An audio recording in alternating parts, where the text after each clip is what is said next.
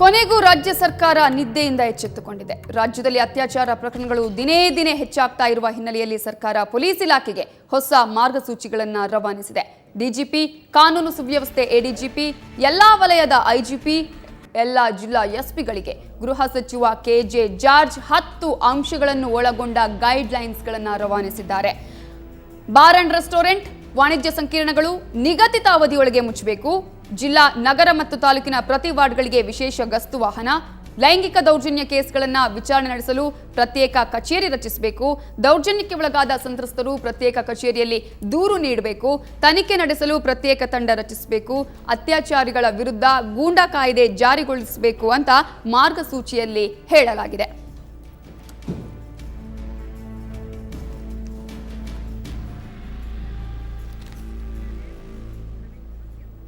ಈ ಬಗ್ಗೆ ಮಾತನಾಡೋದಕ್ಕೆ ನಮ್ಮ ರಿಪೋರ್ಟರ್ ರಮೇಶ್ ಈಗ ಫೋನ್ ಸಂಪರ್ಕದಲ್ಲಿದ್ದಾರೆ. ರಮೇಶ್, ಈಗಾಗಲೇ ಪೊಲೀಸರಿಗೆ, ಐಜಿಪಿಗಳಿಗೆ, ಅದರ ಜೊತೆಗೆ ಸಾಕಷ್ಟು 10 ಅಂಶಗಳ ಗೈಡ್ಲೈನ್ಸ್ ಅನ್ನ ಕೆಜೆ ಜಾರ್ಜ್ ಅವರು ಕೊಟ್ಟಿರುವಂತದ್ದು. ಈ ಒಂದು ಗೃಹ ಸಚಿವರ ದಶಸೂತ್ರಗಳು ಏನೇನು ರಮೇಶ್?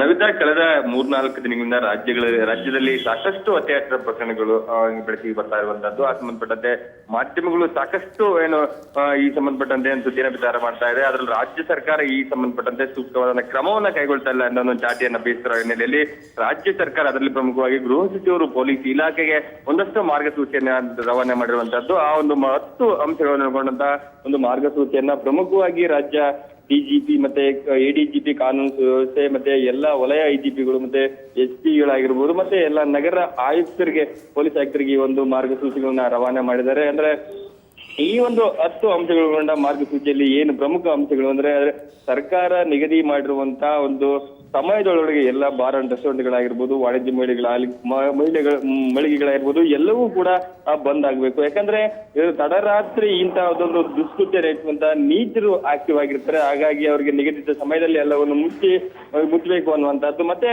ಪ್ರತಿ ವಾರ್ಡ್ ಅಲ್ಲಿ, ಪ್ರತಿ ಮಹಾನಗರ ಆಗಿರ್ಬೋದು, ಜಿಲ್ಲಾ ಕೇಂದ್ರಗಳಾಗಿರ್ಬೋದು, ತಾಲೂಕು ಕೇಂದ್ರಗಳಾಗಿರ್ಬೋದು, ಎಲ್ಲಾ ಕಡೆ ಪ್ರತಿ ವಾರ್ಡ್ ಅಲ್ಲಿ ಕೂಡ ಗಸ್ತು ವಾಹನವನ್ನ ನಿಯೋಜನೆ ಮಾಡಬೇಕಾಗ್ತದೆ. ಇದಕ್ಕೆ ಸಪರೇಟ್ ಗಸ್ತು ವಾಹನ ಆಗಿರ್ಬೇಕು. ಮತ್ತೆ ಗಸ್ತು ವಾಹನದಲ್ಲಿರುವಂತಹ ಸಿಬ್ಬಂದಿಯನ್ನು ಕೂಡ ಸಪರೇಟ್ ಆಗಿ ಇರಬೇಕಾಗಿರುವಂತಹದ್ದು. ಮತ್ತೆ ಪ್ರಮುಖವಾಗಿ ಇನ್ನು ಅತ್ಯಾಚಾರ ಪ್ರಕರಣಕ್ಕೆ ಸಂಬಂಧಪಟ್ಟಂತೆ ಅತ್ಯಾಚಾರ ಪ್ರಕರಣದಲ್ಲಿ ಪ್ರತ್ಯೇಕ ಠಾಣೆ ಅಥವಾ ಪ್ರತ್ಯೇಕ ಸಿಬ್ಬಂದಿ ಇರಬೇಕು.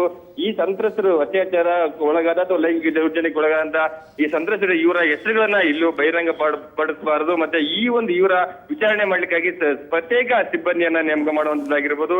ಮತ್ತೆ ಅಂತ ಆರೋಪಿಗಳ ವಿರುದ್ಧ ಗೂಂಡಾ ಕಾಯ್ದೆಯನ್ನ ಹಾಕಬೇಕು. ಮತ್ತೆ ಅವರು ಜೈಲಿಗೆ ಹೋಗಿ ಹೊರ ಬಂದ ನಂತರ, ಅಂದ್ರೆ ಬೇಲ್ ಮೇಲೆ ಆಗಿರ್ಬೋದು ಅಥವಾ ಶಿಕ್ಷೆ ಮುಗಿದು ಹೊರಗೆ ಬಂದ ನಂತರವೂ ಕೂಡ ಅವರ ವಿರುದ್ಧ ಒಂದಷ್ಟು ಅವರ ಚಟುವಟಿಕೆಗಳ ಮೇಲೆ ಕಣ್ಣಿಡಬೇಕು ಅನ್ನುವಂತ. ಓಕೆ, ಧನ್ಯವಾದಗಳು ರಮೇಶ್ ಡೀಟೇಲ್ಸ್ಗೆ.